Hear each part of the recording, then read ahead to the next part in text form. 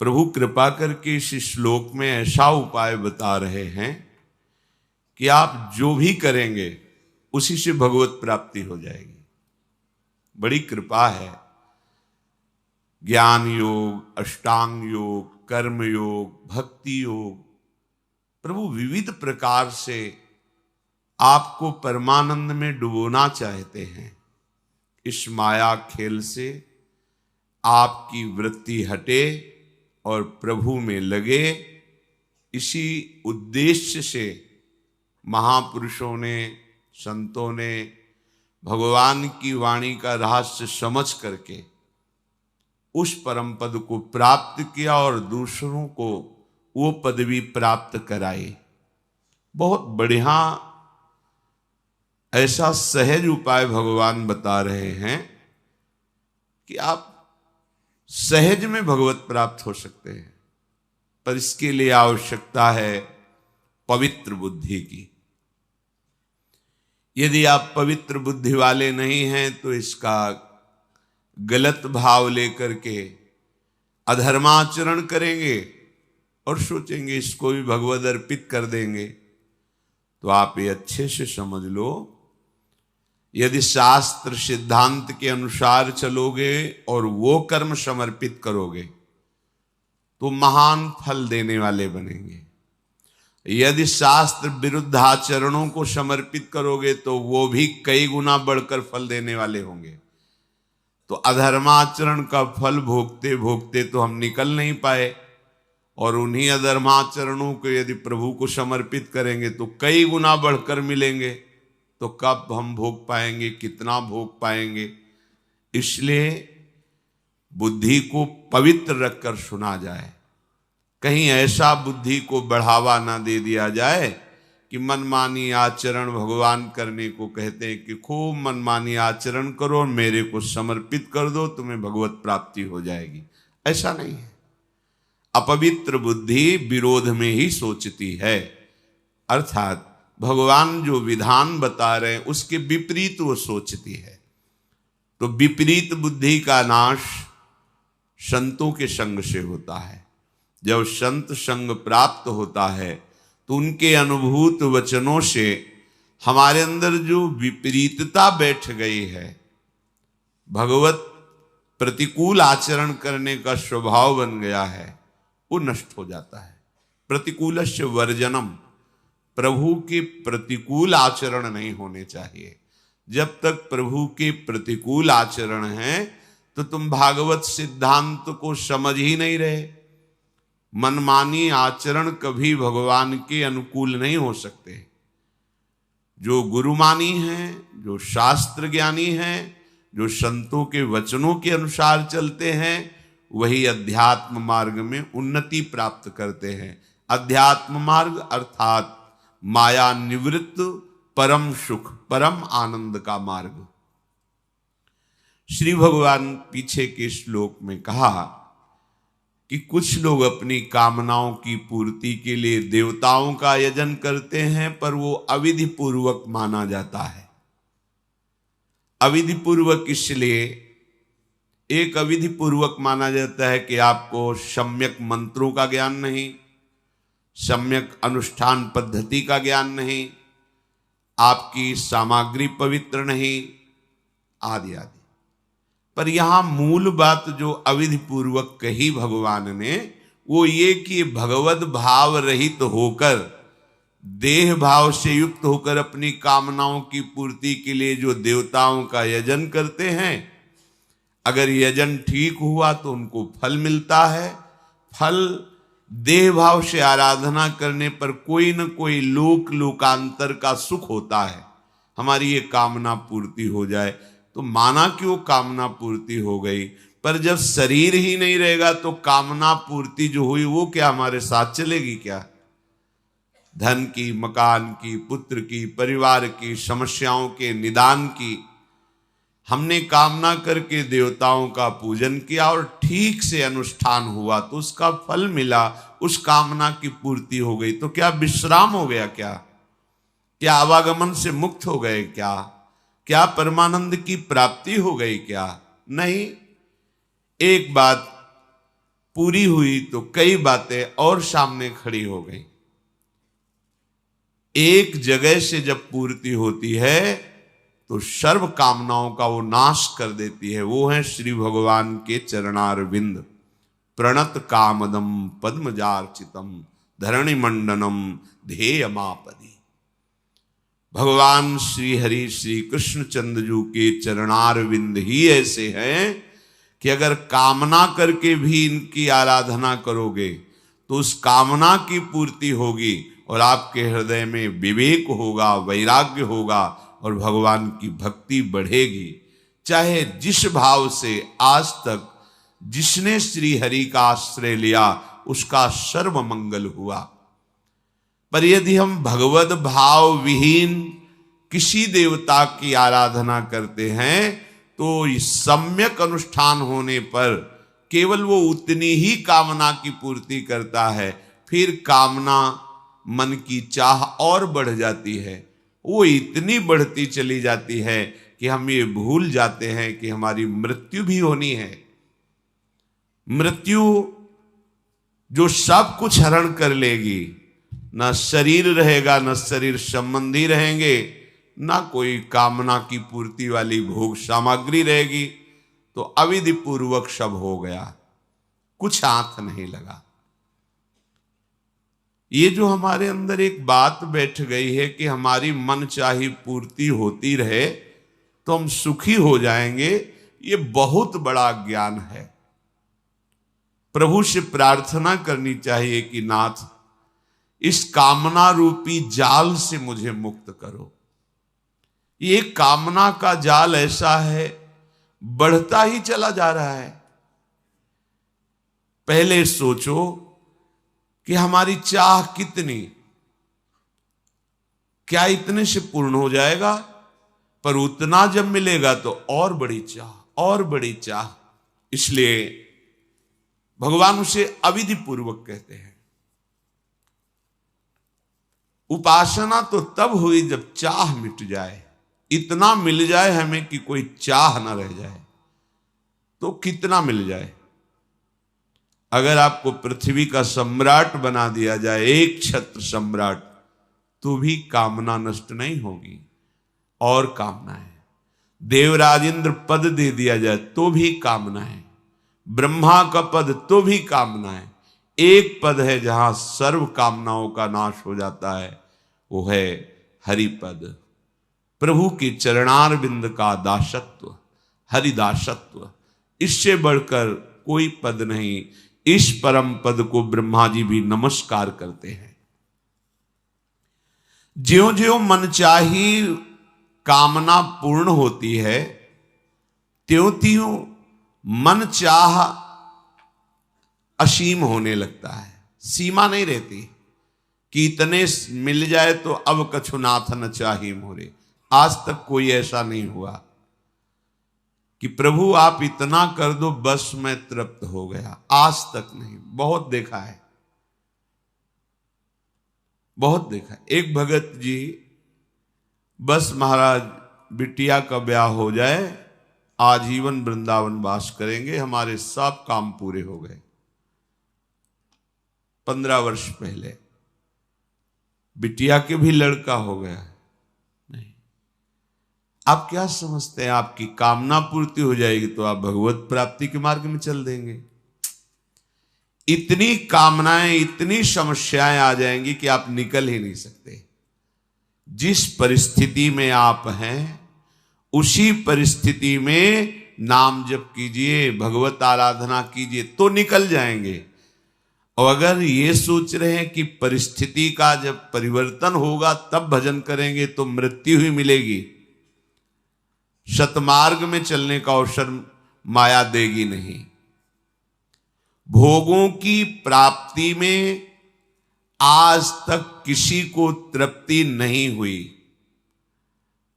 आज तक कोई भी इतिहास साक्षी है ऐसा नहीं बोला कि ये भोग हमें मिल गए अब हमें कुछ नहीं चाहिए। कोई नहीं बोला।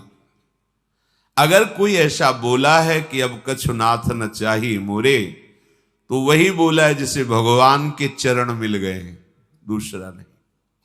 वो तो बहुत ऊंची बात बोले हैं, न पारमेष्ठ्यम न महेंद्र धिष्णम। पारमेष्ठि ब्रह्मा का पद भी नहीं चाहिए, देवराज इंद्र का पद भी नहीं चाहिए, न सार्वभौमम न रसाधिपत्यम, रसातल का भी पृथ्वी का भी सम्राट पद सुख नहीं चाहिए, न योग सिद्धिर न पुनर्भव, मोक्ष भी नहीं चाहिए, योग की सिद्धियों की भी चाह। ये केवल वही बोल पाया जो भगवान का भजन करके भगवान के चरणारविंद में प्रेम प्राप्त कर लिया। दूसरा आज तक कहीं पूरे इतिहास में, पूरे ग्रंथों में एक व्यक्ति नहीं मिला कि वो कह दे कि अब कछु नाथ न चाहिए मोरे। जब कोई गरीब 1 लाख रुपया का लाभ मिलने लगता है तो करोड़ की चाह में बावरा हो जाता है। जब करोड़ मिलने लगते हैं तो अरबों की चाह आ जाती है। जब अरबों का धन आ जाता है तो वो भारत का सबसे बड़ा धनी बनना चाहता है। जब भारत का सबसे बड़ा धनी बन जाए तो विदेशों के धनियों पर नजर होती। बड़ा विचित्र माया का खेल, कहीं विश्राम नहीं मिल सकता कामनाओं की पूर्ति से। संसार के समस्त सुख भोग समृद्धि वैभव पाकर के भी, ध्यान दीजिए ये महापुरुषों के वचन हैं, विश्वास करके इन वचनों पर अनुभव करने के लिए मत कूदो। ये अनुभव का देश नहीं है संसार, आज तक कोई अनुभव नहीं कर पाया। स्वप्न के लड्डू पा करके कोई अनुभव नहीं कर पाया। ये भूत के लड्डू हैं, खाओ तो जलो और ना खाओ तो जलो। खाने पर कभी तृप्ति नहीं, ना खाने पर कामना जला रही है। थोड़ी देर कामना से जल लो और भजन करो तो फिर शांत हो जाएगी। और अगर अनुभव करने के लिए कूदे तो अशांति ही अशांति, जलन ही जलन है। तो बिना अनुभव के कैसे त्याग करें? महापुरुषों के वचन। इसीलिए श्रद्धा और विश्वास अध्यात्म की नींव है। भगवत प्रेमी महात्माओं पर श्रद्धा करके उनके बताए हुए उपदेश पर विश्वास करके इस मार्ग में चला जाता है। अनुभव के लिए नहीं कूदा जाता भोगों में कि अनुभव कर ले फिर हम भी वैराग्य धारण कर लेंगे। अनंत जन्मों से उन्हीं को भोगते रहे, क्या अनुभव हाथ लगा?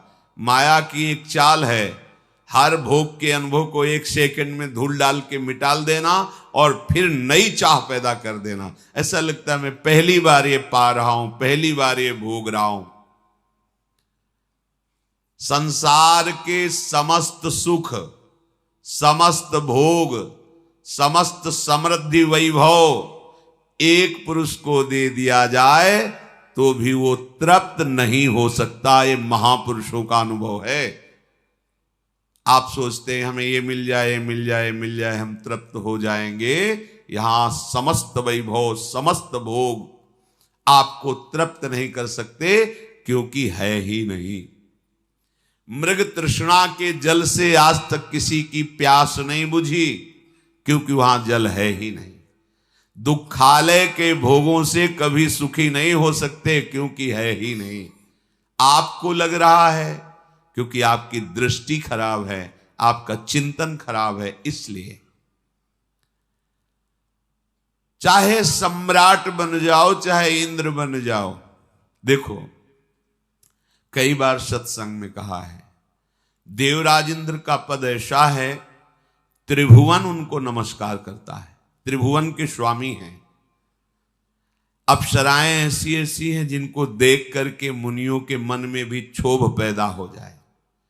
वो देवराज इंद्र एक साधारण कामी पुरुष की तरह, एक महात्मा की, एक ऋषि की आश्रम में जाकर अपवित्र व्रत। कुछ भगवान ने तो दे रखा है, अब फिर भी तुम भूखों मरो तो इसमें भगवान का क्या दोष है?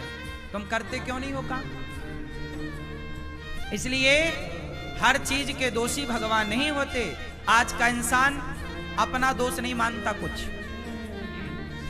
वो अपने ऊपर नहीं लेता कि जी मैं भी तो निकम्मा हूं। आजकल के लोग करते धरते कुछ नहीं है और चाहते इतना सारा है हमारे पास, हम धन्ना सेठ हो जाए, पैसा हो जाए। अरे पैसा हो जाएगा, मेहनत करते हो क्या? मेहनत करने की क्षमता है? पसीना बहा सकते हो? तप सकते हो क्या? जो तप रहे हैं, जो मेहनत कर रहे हैं, वो आज सुखी हैं, वो नहीं रो रहे हैं कि हम गरीब हैं। जो मेहनत करेगा वो गरीबी की छाती चीरता हुआ आगे बढ़े, और जो मेहनत नहीं करेगा, अब तुम दिन भर तो क्रिकेट देखते हो 5 घंटा, दिन भर तो तुम मूवियां देखते हो, खटिया तोड़ते हो, कमाते धमाते बाप के टुकड़ों पे पलते हो। पापा जरा मोबाइल दिला दो, पापा जरा गाड़ी दिला दो, पापा जरा ये। अरे जिस उम्र में बच्चे अपने बाप के टुकड़ों पर पल रहे हैं, उस उम्र में ये अनिरुद्धाचार्य वृद्ध माओं की सेवा कर रहा है। तुम्हारी तरह हम भी आराम करते, तुम्हारी तरह हम भी आराम फरमाते रहते, तो हम भी तुम्हारी तरह बाप के टुकड़ों पे पलते होते। क्यों? मेहनत करोगे तो सब कुछ आएगा, मेहनत नहीं करोगे तो केवल रोना हाथ लगेगा तुम्हारे। भाग्य, कुछ लोग रोते हमारे तो भाग्य में ही नहीं है, हमारे तो भाग्य। अरे भैया, भाग्य में सब कुछ होता है। भाग्य तक पहुंचने के लिए क्या तुमने मेहनत करी? की ही नहीं। मेहनत करो, पसीना बहाओ। तुम्हें तो बस आराम चाहिए। हमारी 33 साल की आयु है, हमारी उम्र के लड़के देख लो बाजार में शराब पी रहे हैं, बाप से कह रहे हैं पापा जरा मोबाइल दिला दो, पापा जरा गाड़ी दिला दो। बाप के टुकड़ों पे पल रहे हैं। हम भी तुम्हारी तरह बाप के टुकड़ों पे पलते तो हम भी तुम्हारी तरह होते। बाप के टुकड़ों पर ना पलो। युवा हो, पढ़े लिखे हो, सेल्फ डिपेंड बनो, मेहनत करो, और गरीबी का रोना मत रो, भूखमरी का रोना मत रो। मेहनत करने वाला कभी कहीं दुखी नहीं रह सकता। पसीना बहाने वाला, क्या आप पसीना बहाने को तैयार हैं? परंतु पसीना बहाने का भी एक फंडा है, सही दिशा में बहाया गया पसीना सार्थक होगा। आप गलत दिशा में पसीना बहाओ तो बहाते रहो, कोई अर्थ ना निकले। पसीना भी कहां बहना चाहिए? सही दिशा। आप पानी में लाठियां पीटो तो पसीना तो बहेगा, मेहनत तो होगी, एनर्जी तो वेस्ट होगी, पर उसका परिणाम कुछ ना आएगा। सही दिशा की ओर बढ़ो, सही लक्ष्य की ओर बढ़ो, सही प्लानिंग के साथ चलो, तब जाके परिणाम मिलेगा, गंतव्य तक पहुंचोगे, आपको मंजिल मिलेगी, मुकाम मिलेगा, सफलता मिलेगी, कामयाबी आपके कदम चूमेगी। वरना रोते रहो फिर गरीबी के नाम पे, भगवान के नाम पे और भाग्य के नाम पे। ना तो मैं भगवान के नाम पे रोता, ना तो मैं गरीबी के नाम पे रोता, ना तो मैं भाग्य के नाम पे रोता। मैं रोता नहीं हूं भाग्य और गरीबी और भगवान के नाम पर। मन लगा के मेहनत करता हूं सवेरे से लेके शाम तक। मैं यदि अब आप सुनना, मैं कई बार 3 बजे रात को सोता हूं, काम करने जाता हूं, कई बार मुझे बाहर जाना पड़ता है किसी कार्यक्रम के लिए, कार्य के लिए। मैं रात के 3 बजे आता हूं, कई बार मैं सवेरे 4 बजे आया। 4 बजे जब मैं आया तो मैं रात भर का थका हूं ना, मैं चाहता तो सो जाता, पर मैं सोया नहीं। मैं 4 बजे आया, आते ही मैं सबसे पहले नहाया और नित्य कर्म की तरह अपना काम किया और सवेरे के कामों में लग गया। नित्य की तरह मैं अपना सवेरे के काम जस की तस काम शुरू कर दिया। मैंने उस दिन का सोना टाल दिया, अगले दिन सोऊंगा। क्या आप तैयार हैं इतनी मेहनत करने को? नींद को कुर्बान करने को तैयार हैं? आजकल के लोग जरा काम करते हैं थक जाते हैं। आजकल के लड़के बिस्तर पे 10 बजे सो के उठते हैं, माँ मम्मी ओ बिस्किट दे दो, जरा कहाँ रखी है, जरा चाय दे दो। ये नालायक, तुम्हें बिस्तर में बिस्किट चाय चाहिए, 10 बजे सो के उठते हो। लक्ष्मी तुम्हारे पास क्या करेंगी? लक्ष्मी माता वहां नहीं होती जहां आलस्य होता है। याद रखिएगा, लक्ष्मी हमेशा उनके साथ होती है जो मेहनत करना जानते हैं। मेहनत करने वाले के साथ लक्ष्मी होती है, आलसी के पास कभी लक्ष्मी नहीं होती। आलसी के पास कभी भी लक्ष्मी नहीं होती। मेहनत करो, पसीना बहाओ, कामयाबी के पीछे मत भागो, कामयाबी तुम्हारे पीछे भागेगी। तुम्हारी मेहनत, तुम्हारी तस्वीर तकदीर दोनों बदलेगी। मेहनत कौन है? लता जी इतना बढ़िया गाती थी, बताओ लता जी जैसा कौन दूसरा आया? क्योंकि लता जी जैसी मेहनत किसने की, उनके जैसा रियाज किसने किया? हर चीज को मेहनत चाहिए, हर काम को मेहनत चाहिए। बिजनेस करना है तो व्यापार किससे चलेगा? व्यवहार से चलेगा, प्लान से चलेगा, दिमाग से चलेगा। है नहीं दिमाग, प्लानिंग है नहीं, तो कैसे चलेगा? मेहनत करना नहीं है। आज के लड़के 9 बजे सो के उठते हैं, जबकि तुम्हारा बाप जाके 8 बजे दुकान में बैठ जाता। 8 बजे तो उसका ऑफिस खुल जाता है। अब जो आज के लड़के 10 बजे जागते हैं, वो ऑफिस कब खोलेंगे? तुम्हारा बाप मेहनत करता था तो इतनी संपत्ति बना लिया, तुम अपने बाप की तरह भी ना बना पाओगे। बाप के टुकड़ों पे पलते पलते रहोगे, क्योंकि मेहनत नहीं है ना। और मेहनत होगी तो बाप से ज्यादा भी कमा लोगे। बात सही है? हाँ, मेरा सिद्धांत अलग है। मैं ये चाहता हूं आज का युवा 2020 होता है, लड़के नौजवान सारे मैच देखते हैं। मैंने एक दिन मैच नहीं देखा। मैं क्यों देखूं? पागल हूं क्या अपना टाइम वेस्ट करूं? पागल तुम हो जो अपना समय बर्बाद कर रहे हो। जो अपना समय बर्बाद करे उससे बड़ा मूर्ख कोई नहीं। सबसे बड़ा मूर्ख कौन? उत्तर दो। सबसे बड़ा मूर्ख कौन? जोर से। जो अपना गोल्डन टाइम, जो अपना समय बर्बाद करेगा, वो सबसे बड़ा मूर्ख है। और आज के बच्चे मूवियां देखने में, क्रिकेट देखने में समय इनका सार्थक जा रहा है कि बर्बाद? चाहे पाकिस्तान जीते क्रिकेट में, चाहे श्रीलंका जीता क्रिकेट में, तुम्हें क्या मिला? अरे चलो, भारत का मैच है, कभी एक आध देख लिया, चलो हमारा भारत जीत गया, चलो खुशियां मना ली, एक आध देख लिया। ये थोड़ी कि दिन रात तो मैच ही देखो। ये क्या भाई? जिस समय में आज के बच्चों को कामयाब हो जाना चाहिए, उस समय ये चौका छक्के में तालियां बजाने में लगे हुए हैं। ये उम्र तुम्हारे सफल होने की है, ये उम्र तुम्हारे कामयाब होने की है। अनिरुद्धाचार्य जब 17 साल का था, जब मैं 17 साल का था ना, तब मेरे ऊपर घर की जिम्मेदारी आ गई थी कि घर में नमक है कि नहीं, तेल है कि नहीं, दाल है कि नहीं, चावल है कि नहीं, आटा है कि नहीं। यदि घर में चूल्हा जलता, मैं मेहनत करूंगा तो चूल्हा जलेगा, नहीं करूंगा तो चूल्हा नहीं जलेगा। ये स्थिति थी। 17 साल की उम्र से मैं कमाने लग गया, काम करने लग गया, परिवार की जिम्मेदारी कंधे पे आ गई और तब से काम करता रहा हूं।